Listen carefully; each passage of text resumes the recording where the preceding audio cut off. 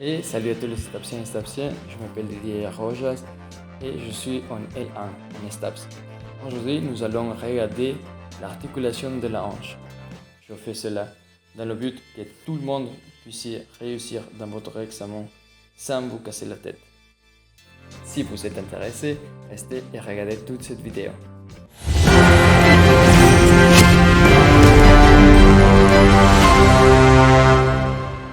Donc, on va commencer avec la articulation coxofémorale.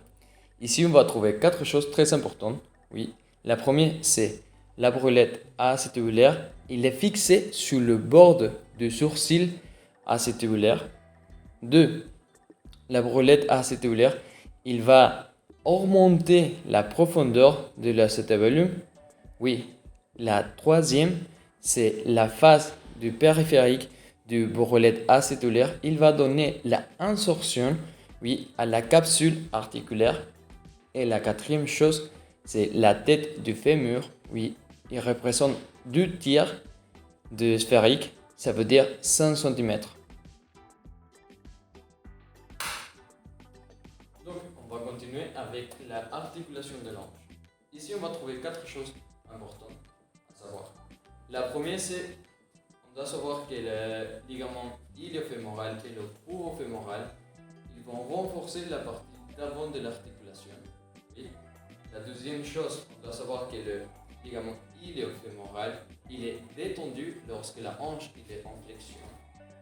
Voilà. Troisième chose ici, c'est le ligament courofémoral, il est tendu lorsque la hanche il se trouve en extension. Là. Et quatrième chose à savoir, c'est que la tête du fémur, il est extrinsèque et intracapsulaire.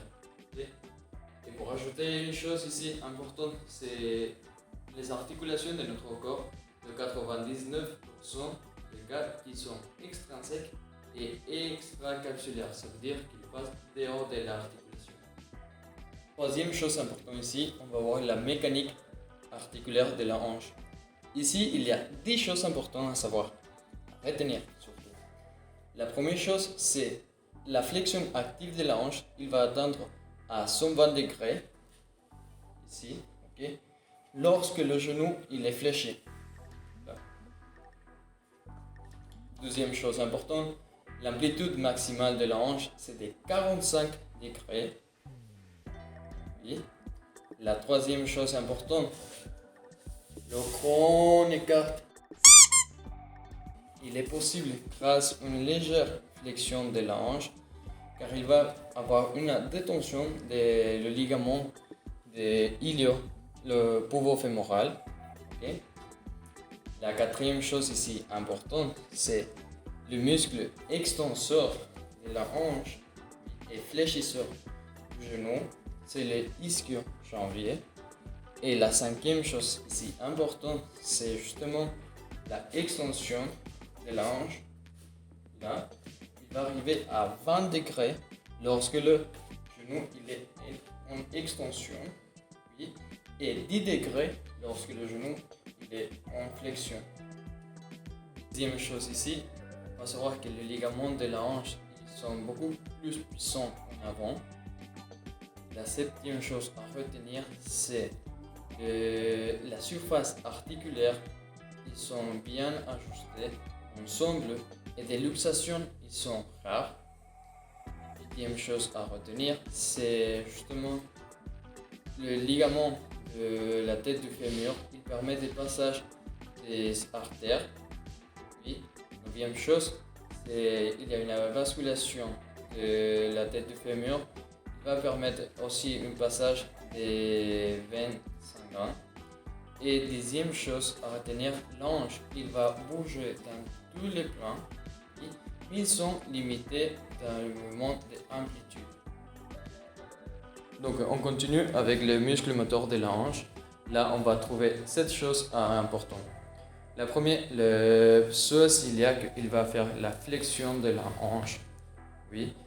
Deuxième chose, le grand fessier, il va faire la extension de la hanche. Troisième chose, le muscle moyen fessier, il va faire la abduction de la hanche. Ok.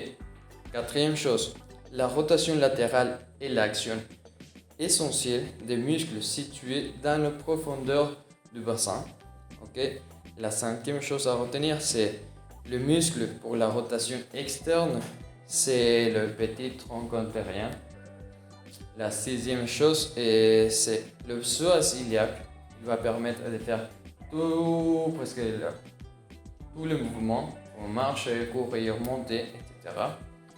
Et la dernière chose à retenir, c'est justement que tous les muscles des abducteurs qui vont ouvrir, ils se trouvent dans l'axe antérieur, postérieur, dehors. Oui. Et là, on va trouver trois. Et on va trouver le moyen fessier, le petit fessier et le fascia lata. On se retrouve à la fin de la vidéo. Ici, on va expliquer les 5 muscles fléchisseurs de la hanche. En premier, on trouve le psoas iliaque. En deuxième, on trouve le pectiné. Et le pectiné aussi, il va aider à fermer. Il est adducteur. En troisième, on va trouver le muscle droit interne. Et aussi, il est adducteur. Il va fermer. Ok. Le quatrième muscle, c'est le droit intérieur. Et pour finir, c'est le moyen fessier.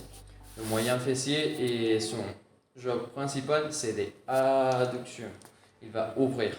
Et c'est la fin de la vidéo. Si vous avez aimé cette vidéo, je vous invite à regarder la prochaine vidéo ici. C'est là il va vous expliquer les muscles de l'épaule facilement.